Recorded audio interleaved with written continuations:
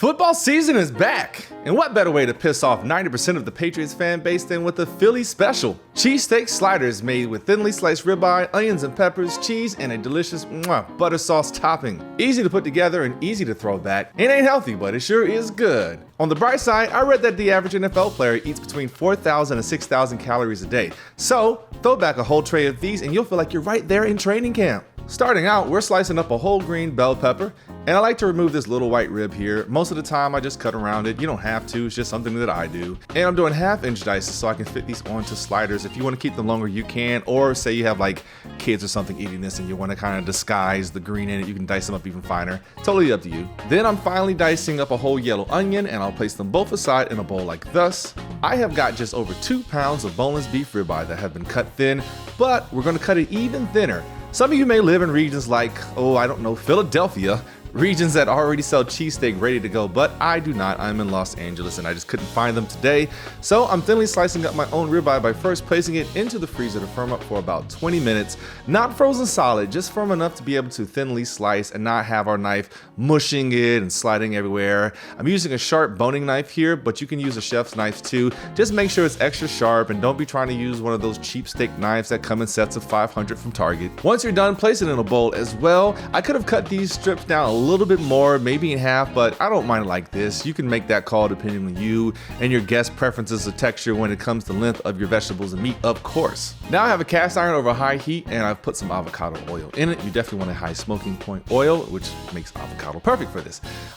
We want to just soften these for now, and I'm using the Killer Hogs AP seasoning, which is salt, pepper, garlic, and a few herbs. Definitely an all-purpose seasoning that I like to go to.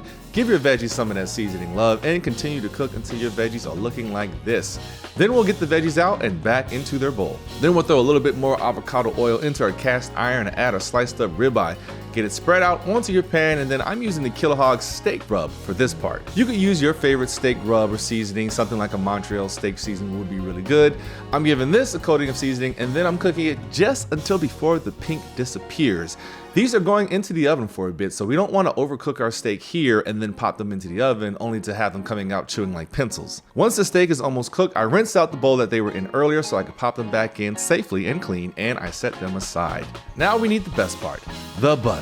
I've got a whole stick of unsalted butter that I'm going to pop into the microwave for about 30 seconds or so, just long enough to melt it. To it, I'll add a dash of Worcestershire, whatever that word is, sauce, 2 tablespoons of Dijon mustard, about a teaspoon of garlic powder, and a teaspoon of onion powder. Give it a mix and set it aside. I've got some brioche slider buns that I got at the grocery store. I've actually been hanging on to these for a while, so it's totally time to use them. You could also use Hawaiian rolls if you want to. I just happened to see these on sale at the time that I bought them. I've got about 12 total. I'll give them a good slicing in half, and don't worry if it's not a perfectly even slice. These are going to be covered in melted cheesy goodness, so no one will even notice. Now, most people put these type of slider dishes into large casserole dishes, which you can, but I am instead opting for something a little easier to move our sliders to and from, a large sheet of heavy-duty tin foil, big enough to be able to fold up on the sides and completely cover our buns. First, we'll put our slider bottoms down, then give each one a generous dose of our butter sauce. Then I got some provolone cheese rounds that I have sitting in my fridge, so I figured why not? Make sure each slider is covered with cheese.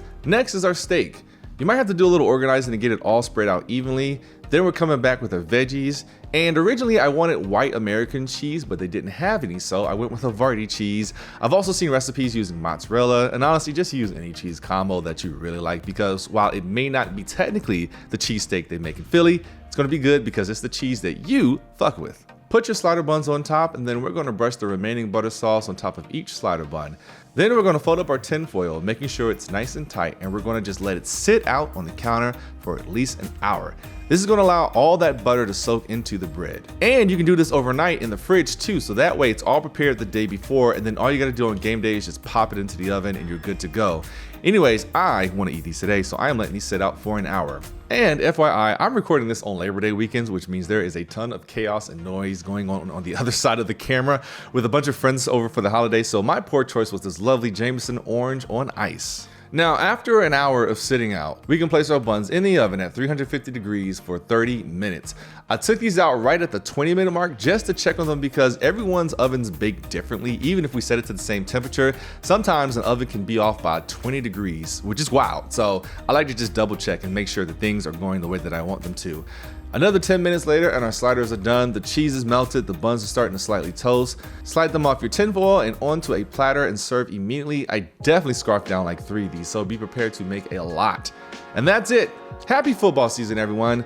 I'm still playing around with the format of these shows, so I may be doing a mix of on-camera and voiceover videos. I don't know, we'll see. It always comes down to how noisy it is on Saturdays when I film these.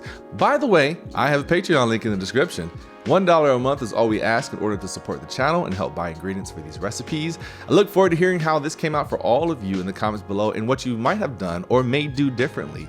Poor Choices Kitchen, everyone. I will see you again very soon.